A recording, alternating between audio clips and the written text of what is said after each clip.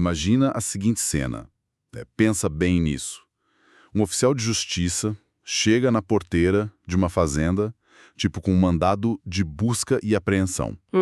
O pesadelo de qualquer produtor. Exato. E ele tá lá para levar os tratores e, pior ainda, com uma ordem de leilão para terra nua.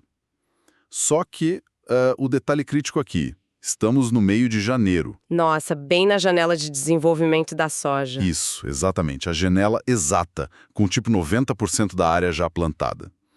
E, sabe, um dia de paralisação nas operações custa milhões. E não é só dinheiro, né? A interrupção desse ciclo biológico não quebra apenas o produtor. Não, de jeito nenhum. Arrasta todo mundo. Fornecedores, as tradings, até a economia de uma cidade inteira vai junto. Com certeza, é um efeito cascata brutal. E aí a gente tem, de um lado, um banco com um contrato de alienação fiduciária totalmente blindado, exigindo a execução da garantia. E do outro, um juiz local com uma caneta. Uma caneta bem pesada, por sinal. É uma caneta que pode suspender tudo e reescrever, ainda que temporariamente, as regras do jogo. Certo, então vamos desvendar isso. Vamos lá. Porque o que está em jogo nessa cena não é apenas, sabe, uma disputa de contratos de gaveta. É um choque monumental entre duas percepções de tempo bem diferentes. Dois relógios rodando ao mesmo tempo. Exato. A gente tem o tempo financeiro, que opera naquela lógica binária, né? Venceu a dívida, executa. E tem o tempo biológico, que é, assim, absolutamente inegociável. A semente não espera o juiz decidir. E é exatamente isso que a nossa fonte de hoje explora. Nós temos em mãos uma análise jurídica super detalhada, intitulada Leilão de Fazenda em Recuperação Judicial. É um material fantástico que foca na jurisprudência de 2023 até este ano, 2026, com as atualizações da Lei 14.112. Isso. E a missão desse nosso mergulho profundo de hoje é entender como, afinal de contas, o judiciário brasileiro está equilibrando essa balança. Que não é nada fácil, a segurança do crédito financeiro contra a necessidade biológica e social de manter essas fazendas produzindo. É uma guerra de trincheiras mesmo. Para quem acompanha a estruturação de crédito no agronegócio, o alicerce sempre foi o artigo 49, parágrafo 3º da Lei de Recuperação Judicial. A famosa regra da extraconcursalidade. Exato. Explica um pouco melhor isso para quem está ouvindo e talvez não lembre dos detalhes técnicos. Claro. É assim, quando o banco empresta o recurso e toma a fazenda ou maquinário como garantia fiduciário, ele, na prática, se torna o proprietário resolúvel daquele bem. Ou seja, a terra é do banco até a dívida ser paga. Isso. Então, se o produtor entra em recuperação judicial, a teoria diz que esse crédito não entra na vala comum. Ele não se mistura com as outras dívidas. O banco estaria protegido. Sim, imune ao calote geral. O caminho ficaria livre para executar o leilão e recuperar o dinheiro. A extraconcursalidade é tipo o grande colete à prova de balas do sistema de crédito. Mas sempre tem um mas, né? E o que é fascinante aqui é que o próprio legislador embutiu um dispositivo na mesma lei que virou o epicentro de toda essa briga nos tribunais. O famoso stay period. Exatamente. Durante esse período de suspensão, que começa com 180 dias... E que a gente sabe que frequentemente é prorrogado. Muito frequentemente prorrogado. Durante essa janela, a lei simplesmente proíbe a retirada de bens de capital que sejam essenciais da posse do devedor. Então, a discussão técnica hoje em dia mudou totalmente de foco. Mudou. Os advogados não ficam mais lá batendo boca se a dívida do banco faz parte ou não da recuperação. Todo mundo já concorda que o crédito é extraconcursal. Sim. A guerra agora é assim, exclusivamente sobre quem fica com a posse temporária do ativo físico enquanto a recuperação acontece. E aí que entra esse conceito super escorregadio de essencialidade, né? O STJ teve que desenhar uma régua bem rigorosa sobre o que pode ou não ser blindado. E eles separaram isso em categorias bem específicas. Por exemplo, o imóvel rural. A terra em si. Isso, a terra onde a semente está lá crescendo e estruturas fixas tipo silos. O STJ chama isso de bens de capital imóveis. E esses têm proteção máxima, né? Proteção quase absoluta nesse cenário. Aí vem os tratores e as colheitadeiras, que são os bens de capital móvel. E que também são blindados se o produtor provar que precisa usar eles agora. Exato. Tem que provar o uso imediato. Mas, por outro lado, Grãos estocados, tipo a soja que já foi colhida, ou o gado que já está gordo no pasto, pronto para o abate. Esses entram numa gaveta diferente. Sim, são os ativos circulantes ou consumíveis. A regra geral do STJ, que inclusive está lá na súmula 62, é que esses ativos e também os direitos creditórios têm proteção baixa. Eles podem ser executados. Podem, a proteção é muito menor. Deixa eu ver se eu consigo fazer uma analogia clara aqui. É como se a justiça dissesse para o banco: olha, você pode ir lá e levar os sapatos que a fábrica já produziu e estão no estoque. E os grãos, no caso? Isso. Mas você não pode, de jeito nenhum, levar o galpão e a linha de montagem, que é a terra, senão a fábrica simplesmente deixa de existir. A analogia funciona super bem. Mas a grande diferença, o que torna a jurisprudência do agro muito mais sensível que a urbana, é que você até consegue reconstruir um galpão industrial, sabe? Se conseguir um investidor novo, você levanta as paredes de novo. É, faz sentido. Pois no campo, uma safra que é interrompida no meio do ciclo gera uma perda biológica irreversível. O capital literalmente apodrece lá no sol. Caramba, é verdade. Você não pausa uma planta. Não tem botão de pause na natureza, né? É por isso que o STJ consolidou esse entendimento de que a essencialidade não é só uma linha numa planilha contável. É uma proteção física da operação viva. Se a perda da fazenda inviabiliza o uso de todos os outros insumos, os tratores e o pessoal que trabalha lá, a execução do banco tem que parar. E o mecanismo que a justiça usa para viabilizar essa paralisação é o que a gente chama de juízo universal da recuperação judicial. Mas fontes detalham isso muito bem. Elas mostram como o STJ armou esse juízo com uma verdadeira vis atractiva. Uma força de atração como se fosse um imã gigante. Na prática, é como se o juiz que defere a recuperação virasse um buraco negro processual. Ele puxa tudo para a mesa dele. Sim, ele tem a competência exclusiva de avaliar o que é essencial. Não importa se o banco está tentando fazer um leilão extrajudicial, quietinho num cartório lá em outra cidade. Ou se tem uma execução fiscal e até trabalhista correndo junto em outra vara. Nada disso importa. O juiz da recuperação puxa tudo. Tem um precedente muito forte do ministro Ricardo Vilas Boas Cueva no conflito de competência 191.533 que crava exatamente isso. E a lógica por trás dessa atração gravitacional toda é evitar que a fazenda seja desmembrada, fatiada, antes mesmo do plano de recuperação ser votado, certo? Exatamente. A fonte cita o precedente do recurso especial 1.758.746, lá de Goiás, que explicita bem esse objetivo sistêmico do stay period. Que é dar uma chance real para o devedor respirar. É garantir que a Assembleia de Credores tenha uma operação viva para olhar e decidir se salva ou não. Pensa bem, se os credores fiduciários puderem ir lá e pegar as terras e os tratores no primeiro mês da recuperação, não sobra nada. A Assembleia vira um teatro vazio. Você vai reestruturar o quê? Não tem mais empresa. Mas espera um pouco. Lendo essa fundamentação, eu fico com um certo ceticismo aqui. É natural. Se o banco tem a propriedade do bem por um contrato assinado e a própria lei exclui esse crédito específico da recuperação... O crédito extraconcursal. Isso. O juiz que suspende o leilão na canetada não está, na prática, reescrevendo o contrato original que ambas as partes concordaram no começo, ele não está subvertendo o direito de propriedade? A tensão do sistema mora exatamente nessa sua pergunta. É o grande debate.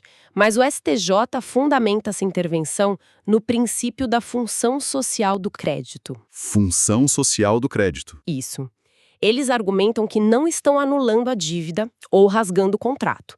O banco ainda tem o direito de receber cada centavo. Só não pode ser agora. Exato. É um congelamento temporário do direito de liquidar a fazenda imediatamente. Porque a justiça entende que o colapso abrupto daquela operação ali traria um dano social muito, mas muito maior do que pedir para o banco esperar 6 meses. É quando você coloca na balança o banco ter que esperar uns meses contra demissões em massa na região. Quebra em cadeia de pequenos fornecedores locais.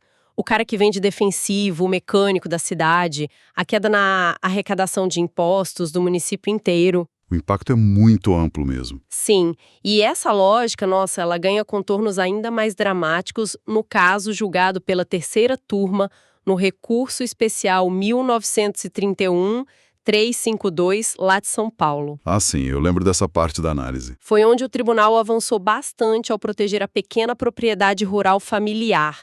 Eles combinaram a lei de recuperação com a garantia constitucional de impenhorabilidade. Ali a sobrevivência física daquela família se sobrepôs a qualquer cláusula contratual do banco. Literalmente, a subsistência falou mais alto que a liquidez. Agora, essa arquitetura toda que Brasília desenha faz muito sentido na teoria. Mas o STJ não é quem expede o mandato na sexta-feira à tarde com a colheitadeira já na roça trabalhando. Realmente interessante. O ano de 2025 trouxe decisões nas instâncias estaduais que contrastam de um jeito que mostra que no agro o tempo é absolutamente tudo. É o descompasso entre o tempo do processo judicial e o tempo de crescimento da safra. Exato.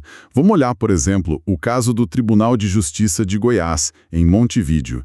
Isso foi julgado logo ali em janeiro de 2025. Um caso clássico de corrida contra o relógio. Demais. O relator, desembargador Silvânio Divino de Alvarenga, ele deu uma liminar barrando o banco de tomar posse da fazenda. E por quê? Porque a prova técnica mostrou o quê? Que 90% da área estava ocupada. Com soja e pastagem. E a colheita já estava prevista para o mês seguinte, fevereiro. Essa decisão salvou a economia local, né? E valorizou muito a prova fática. O tribunal viu que destruir o capital biológico ali seria uma insanidade econômica. Agora, você avança o calendário só um pouquinho. Abril de 2025. A gente vai para o Tribunal de Justiça de São Paulo, no caso da Fazenda Santa Terezinha. Onde o desfecho foi bem diferente. Totalmente oposto. O cenário era parecido no campo, o produtor precisava da terra desesperadamente para manter a operação girando, mas o tribunal negou a proteção. A fazenda foi perdida. E por que o Tribunal de São Paulo agiu assim? Porque, aí que está o detalhe, o auto de arrematação do leilão já tinha sido assinado antes do juiz dar o ok para o processamento da recuperação judicial. Esse caso é fundamental para entender o limite da blindagem. É o que a gente chama de ato jurídico perfeito. A lei não pode ter efeito retroativo para cancelar o que já está sacramentado. Exatamente. Imagina o caos se o judiciário começasse a voltar no tempo e cancelar leilões que já foram formalmente concluídos. Ninguém mais compraria nada em leilão. Ninguém. O medo de uma reversão judicial meses depois ia destruir a credibilidade do sistema de leilões e acabar com a liquidez das garantias no Brasil. A recuperação paralisa o futuro, não é uma máquina do tempo. Isso me lembra muito um jogo de basquete com o cronômetro rodando. Como assim? Tipo, o produtor e os advogados dele têm até o cronômetro zerar, que é a assinatura do leilão, para conseguir pedir tempo e ativar a blindagem do juiz universal. Ah, entendi. Se a buzina toca e o documento está assinado, a bola já caiu na cesta. O jogo acabou, não adianta chorar com o juiz. Se conectarmos isso com o quadro geral, faz todo sentido. As defesas viraram verdadeiras operações de guerra contra o relógio. E isso exige muito de uma figura que talvez muita gente não preste tanta atenção, o administrador judicial. Nossa, o papel dele mudou completamente. Ele deixou de ser só aquele cara de terno conferindo planilha no escritório para virar, literalmente, os olhos do juiz lá na lavoura com a bota na lama. Porque a essencialidade da terra não é automática só porque a empresa é do agro, né? De forma alguma. O juiz exige materialidade instantânea. O administrador precisa ir a campo, bater foto, atestar que a máquina está rodando, que a terra não está parada só para enrolar o banco. Tem que ter prova substancial de que tirar o bem agora mata a empresa hoje. Sem esse relatório atestando dano econômico imediato, a tese de preservar a empresa cai por terra e o leilão segue. Sabendo que o sucesso depende de provas tão sólidas e de ser mais rápido que o cronômetro, como que os advogados no fronte de batalha estão construindo essas defesas agora, para garantir a sobrevivência no biênio 2025-2026? A análise aponta uma clivagem bem grande de estratégias, dependendo de quem é o devedor, se é pessoa física ou pessoa jurídica. Conta mais sobre essa diferença. Bom, o produtor, que atua como pessoa física, joga muito com a tese do patrimônio mínimo e a impenhorabilidade do bem de família. Como naquele caso de Bom Jardim de Goiás, certo? Exato. Era uma área bem pequena, acho que uns 50 hectares. Lá a defesa não ficou falando de viabilidade macroeconômica do plano. Eles foram no básico.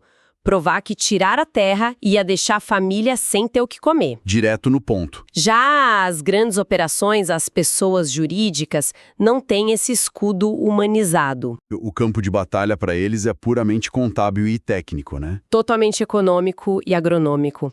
Os advogados precisam colocar laudos de precisão, provas reais de frustração de safra, tipo anexar até decretos de emergência climática da prefeitura. Para provar para o juiz que o calote não foi má-fé, mas um fator climático incontrolável. E tem também a questão de evitar a venda a preço vil, não tem? Sim, eles atualizam o laudo de avaliação do imóvel toda hora para impedir que o banco arremate a fazenda por menos de 50% do valor real de mercado. E uma tática que eu achei brilhante no material é a substituição de garantia, que está no artigo 49. O produtor oferece um plano B para o banco. Isso. O cara vê que está quase perdendo a fazenda sede, onde está o maquinário todo, aí ele se antecipa e diz para o banco, olha, não leva a fazenda principal, eu te dou as minhas safras futuras ou essa outra área menor aqui. É uma tentativa de acalmar o banco e salvar o coração da operação. Mas olhando para o mercado, onde a corda está esticando mesmo, é nas cédulas de produto rural. As CPRs. As CPRs, onde o sistema de crédito está sentindo a maior pressão agora. A CPR com liquidação física sempre foi a espinha dorsal da troca, o barter. O produtor pega o adubo hoje e promete entregar o caminhão de soja na colheita. Mas o texto da lei não dizia textualmente que as CPRs com liquidação física estavam totalmente fora dos efeitos da recuperação. Dizia e diz. A reforma de 2020 foi bem categórica nisso para tentar blindar o financiamento da safra. Então, o que tudo isso significa? Porque agora a gente está vendo juízes segurando a soja da CPR na fazenda se o produtor for quebrar de vez. Isso levanta uma questão importante, que é o limite dessa blindagem legal. O que a gente viu nos tribunais de Mato Grosso e Goiás agora como tendência para 2026 é uma flexibilização tática absurda. O juiz segura a apreensão do grão mesmo a lei dizendo o contrário. Sim, porque ele avalia o seguinte, se o banco ou a trading levar essa soja agora, a empresa vai asfixiar hoje. Não vai ter dinheiro nem para pagar a folha dos tratoristas para terminar de colher o resto. O juiz usa a preservação da empresa como uma carta coringa que ganha da literalidade da lei. Ou às vezes o juiz nota que a soja que está no silo nem é a safra que era o lastro original do contrato da CPR, sabe? E bloqueia a apreensão. O fiel da balança hoje virou puramente a viabilidade matemática do plano. Mas os tribunais superiores estão tentando colocar um freio nisso, né? Para que a proteção não vire, sei lá, eterna. Com certeza. Se virar bagunça, destrói o apetite de risco dos bancos. Eles não vão mais emprestar para ninguém. A gente viu o caso de mineiros em Goiás em julho de 2025, onde o juiz estendeu o stay period por mais 6 meses. Só para não prejudicar a assembleia de credores que tinha sido adiada. Exato. A ideia é, se tirar a safra impossibilita pagar os outros credores e mata a empresa, o juiz intervém no contrato individual. Ele salva o ecossistema primeiro. Olha, chegando no fim dessa nossa análise, a imagem que fica desse campo de batalha hermenêutico no Brasil é que o judiciário está tentando fazer um malabarismo super delicado. É uma dança constante entre a literalidade fria da lei e a realidade quente das safras. De um lado, a essencialidade biológica da terra, e do outro, o direito legítimo do banco de receber o que emprestou. O direito absoluto de executar uma garantia virou algo condicional. Posse da terra agora está subordinado ao relógio biológico. O tempo orgânico superou o tempo do contrato escrito. E por que quem está ouvindo a gente, mesmo que não seja do agronegócio, deveria se importar com isso? Porque essa interpretação afeta a produção de alimentos do país, a economia de milhares de municípios e cria precedentes gigantescos sobre como a nossa sociedade valoriza o trabalho produtivo contra o capital financeiro no momento de crise. Não é só sobre soja, é sobre como o Brasil lida com dívida e produção. E isso afeta a precificação de risco de qualquer crédito no mercado. O que nos deixa com um pensamento bem provocativo para fechar. Se os tribunais continuarem priorizando o motor biológico dessas fazendas e deixando as garantias contratuais estritas dos bancos em segundo plano... O que vai acontecer na próxima safra? Exato. Será que no futuro próximo as instituições financeiras vão simplesmente parar de oferecer crédito fácil para o agro? Ou será que essa crise toda vai forçar o mercado a inventar um sistema de financiamento rural completamente novo, com regras e garantias que a gente nem imagina ainda? É o mercado se adaptando à força da jurisprudência. Com certeza. Fica aí essa grande reflexão para quem acompanha a gente. Até a próxima.